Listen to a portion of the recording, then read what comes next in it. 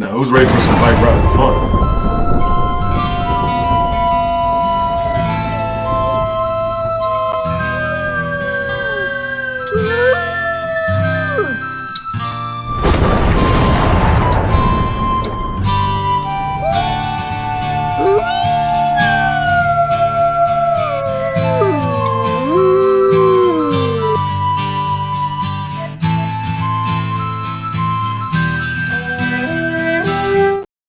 What's going on, y'all?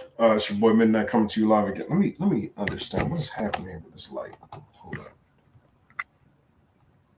Let's try that. Yeah. Give me 1 second. Let me see something.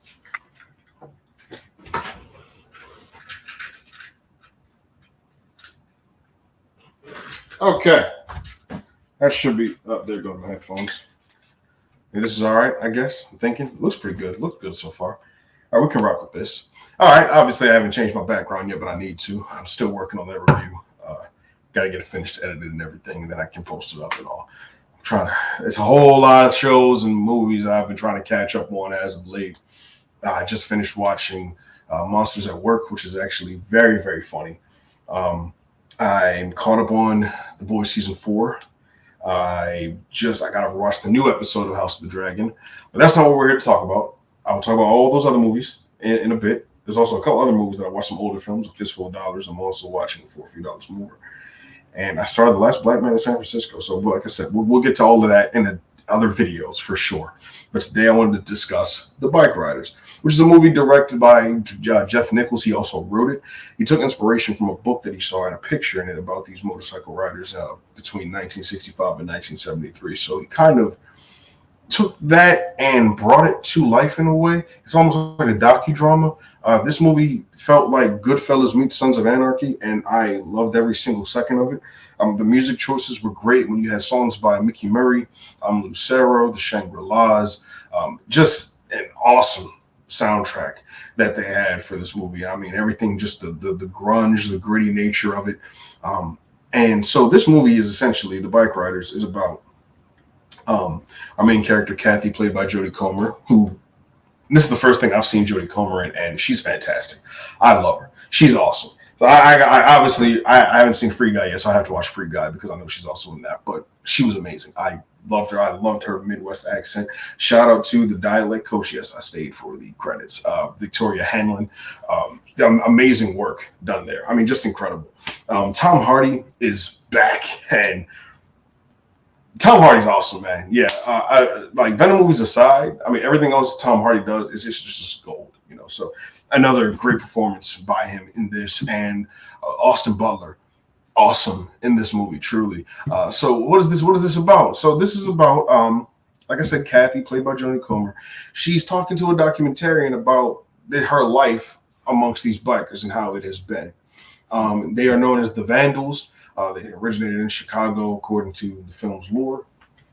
And, you know, they just literally started out as a racing club initially. But then, you know, Johnny, Tom Hardy's character, got the idea, let's make this a full-on MC. So they decided to do that. The guys hang out, they drink, they race their bikes, they fix their bikes, they ride their bikes.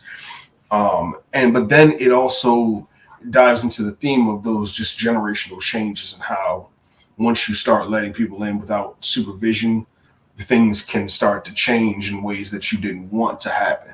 You had your laws set for a reason to begin with, but then once you start bringing all these new people who don't follow that, then it just upsets the balance of power, which to me also kind of gave me some reminders of No Country for Old Men, of just how the times are changing and that people are evolving in ways that some people just didn't like. It wasn't supposed to start out, you know, as this visceral, violent gang. We were just an MC guys just like bikes. That was it. And then it became like this gambling ring, selling prostitutes, and gun running, and violence, and drug dealing. And so the performances all around, I believe, were just, like I said, out of this world fantastic. I personally like Austin Butler more in this than Dune Part 2. Personally, I can't deny it. I don't know if it's because it's a quieter performance. It's definitely, he doesn't talk as much. There's a lot of brooding, but you also can see that, you know, he's clearly having fun playing this role. and his character, especially towards the end, it's amazing. Seriously, so it's just the documentation of Kathy's life.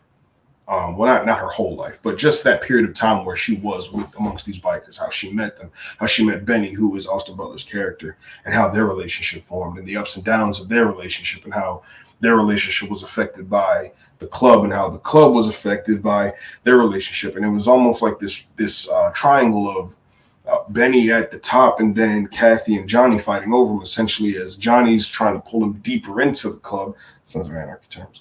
And then you've got Kathy who's trying to pull him away because she sees where things are going and how these guys, she knew at first that they were ruffians and all of that, but they weren't trying to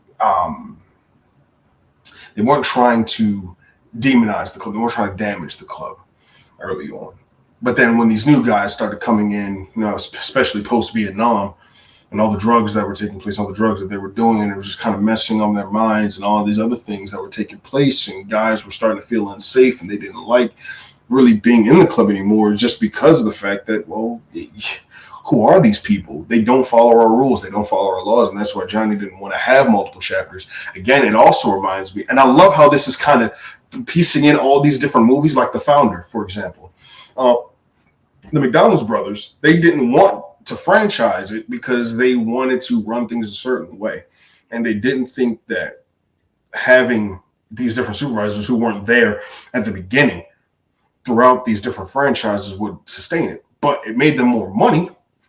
And as we know now, whenever you go to McDonald's, you're not always getting the best service, as shown in the movie, how initially like that their whole prime thing was key, excellent, flawless service.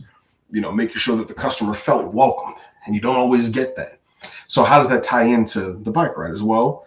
Again, with all the chapters that were being opened and Tommy having to oversee it, it's kind of like you're losing control because now your eyes are in multiple directions and you have to be sure that everyone is aligned with your laws, your code. And there were just no more honor anymore. There was no code anymore. There was nothing to sustain, which I thought was a brilliant theme. And I love that aspect of the story as well. I love the shots that were taken. I loved I love Jeff Nicholson's shot choices. I have to check in on more of his filmography because I really thought that the way he was able to tell the story visually as well was really well done.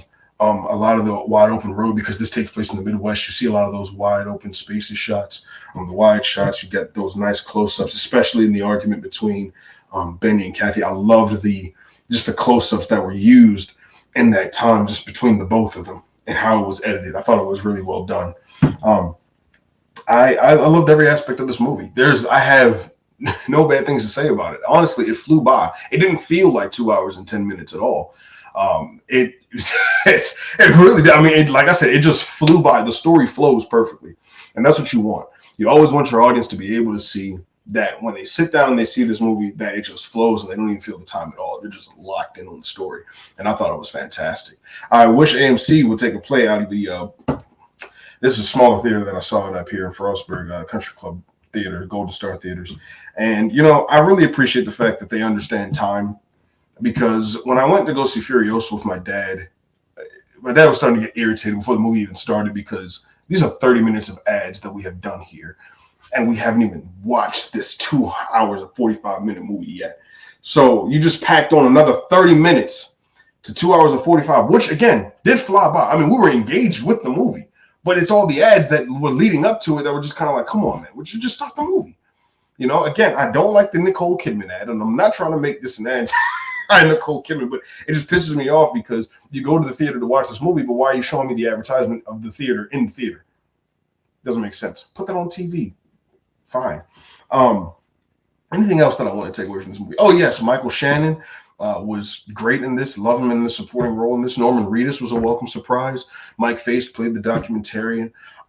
You also had, who else was in that? Boyd Holbrook was a surprise. I was trying to figure out who that was the whole time. He plays, I want to say Dan. I want to say his name was Dan. I think his name was Dan.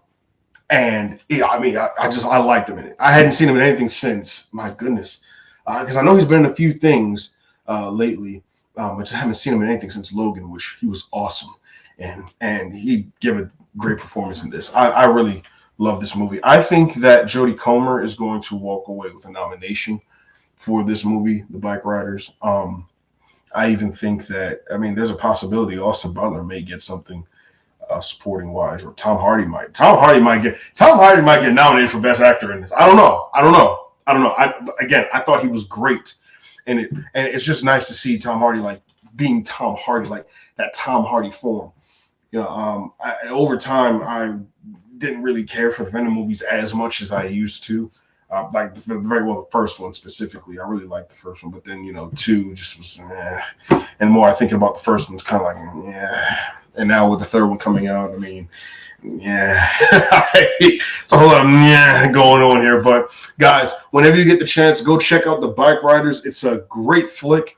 Awesome, especially if you love bikes. I mean, the roar of those engines, best sound. I give them that. The sound of those bikes, man, in the movie were just fantastic. I loved it, like I said, from top to bottom. I think it's a great watch.